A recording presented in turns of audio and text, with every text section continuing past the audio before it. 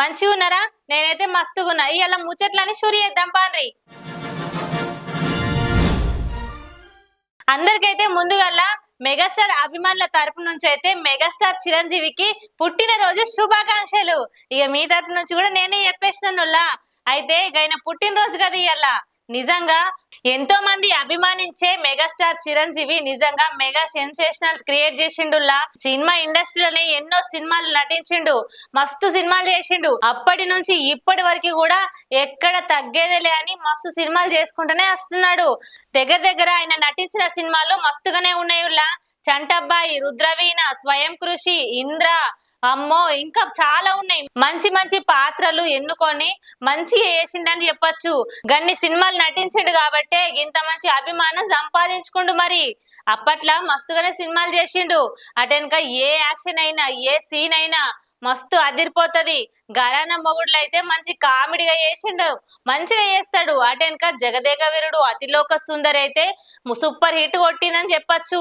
నిజంగా అప్పట్లో గదే సెన్సేషనల్ మూవీ అయింది. అటెనక ఠాగూరు మస్తుగా చేసిండు. ఖైదీ సినిమాలో కూడా బాగానే నటించిండు. ఏ పాత్రకైనా నిజంగా ఒదిగిపోతాడని చెప్పచ్చు. ఇక డాన్స్ గురించి అయితే అస్సలు నిజంగా మచ్చే ఉండదులా.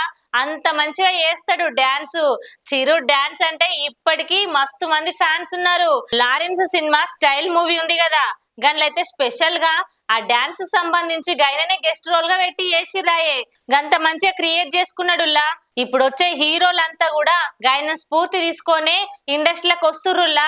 మెగాస్టార్ ఎదిగినట్టు అంతకు మించి కాకపోయినా ఆయన దగ్గర దాకా పోతే చాలని అనుకున్న వాళ్ళు ఉన్నారు.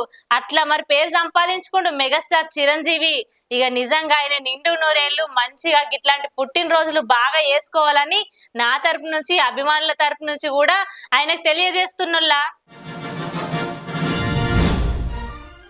దేవరట్టు ఆటకెక్కింది.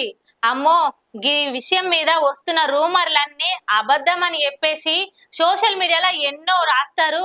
కానీ ఇప్పటి వరకు అది నిజం కాదు అని అనుకొస్తుండు.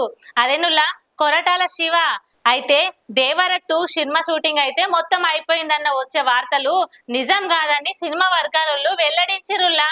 అయితే ఈ సినిమా గురించి ఆయన చెప్పుకొచ్చింది ఏంటంటే ఇంకా షూటింగ్ ప్రారంభం కాలేదు.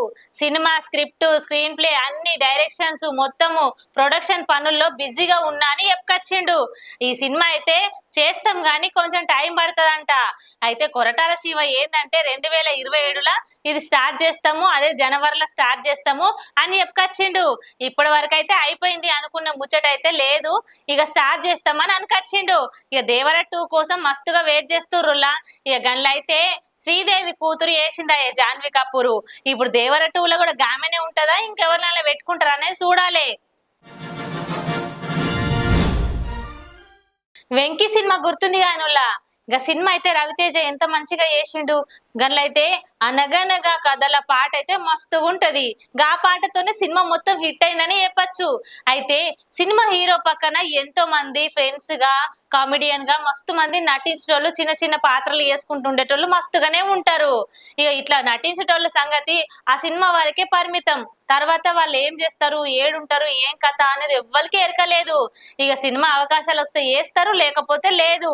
అయితే అందులో నటించిన కమెడియన్ రామచంద్ర ఉన్నాడు కదా, గన్ల వీరభద్ర సీన్ లో వేసిండైతాయి. అయితే ఆయనకు ఇప్పుడు బాగాలేదంట నుల్లా. పాపం పక్షవాతం వచ్చి మంచాన పడ్డాడంట. ఇక ఆయనను పట్టించుకునేటోళ్ళు లేరంట. ఇక ఈ మధ్య కాలంలో డీజే టీలలో ఒక పాత్ర అయితే వేసిండంట. ఇక సినిమా అవకాశాలు రాక మస్తు తక్లీఫ్ అయిందంట నుల్లా. గిన్లనే ఆయనకు పక్షవాతం వచ్చిందంట నుల్లా. ఇక ఏం బాధ అయిందో ఏం కథనో గాని ఇక ఇప్పుడైతే అన్ని రోగాలు వస్తున్నాయి. ఇక అదేదో బ్రెయిన్ లో గడ్డ కట్టిందంట. ఆ గడ్డ కట్టుట్లా కుడిచేయి మొత్తం పడిపోయిందంట. పాపం ఆయన చూసేటోళ్ళు లేరు, ఏం కథ అని మస్తు బాధపడుతున్నారు. కమెడియన్ గా చేసేటోళ్ళు ఎంతో మంది ఉన్నారు. సినిమా ఇండస్ట్రీలో నిజంగా నటించేటోళ్ళు తెర ముందే బాగుంటారు, తెర వెనుక ఎన్నో బాధలు ఉంటాయి. ఇక గిట్లుంటది. అయితే కమెడియన్ రామచంద్రని కూడా గుర్తించి ఎవరైనా సాయం చేయాలని కోరుకుంటారు. గివిన్నుల్లో ఇయాల్టి ముచ్చట్లు. మళ్ళీ ముచ్చట్లతో మళ్ళీ కలుస్తా, ఉంటా, పోయేస్తా. లైక్ చేయండి, షేర్ చేయండి, సబ్స్క్రైబ్ చేయండి. మరిన్ని వీడియోల కోసం బెల్ సింబల్ పై క్లిక్ చేయండి.